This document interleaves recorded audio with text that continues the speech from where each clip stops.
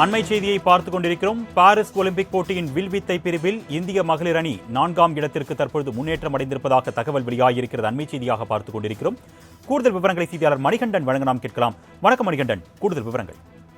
வணக்கம். ஒலிம்பிக் போட்டிகள் நாளை பாரிஸ்ல வெகு விமர்சையான கோலாகல தொடக்க விழாவுடன் தொடர்புடைய சூழ்நிலையில அதற்கான தகுதி சுற்று போட்டிகள் பல்வேறு போட்டிகளுக்கு நடைபெற்று வருகிறது. அந்த அளவில் வில்வித்தை போட்டிக்கான தகுதி சுற்று போட்டிகள் இன்று மதியம் 1 மணிக்கு பாரிஸ்ல தொடங்கியிருக்கிறது.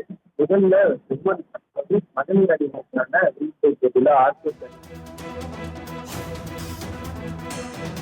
கூடுதல் விவரங்களுக்கு நன்றி மணிகண்டன்.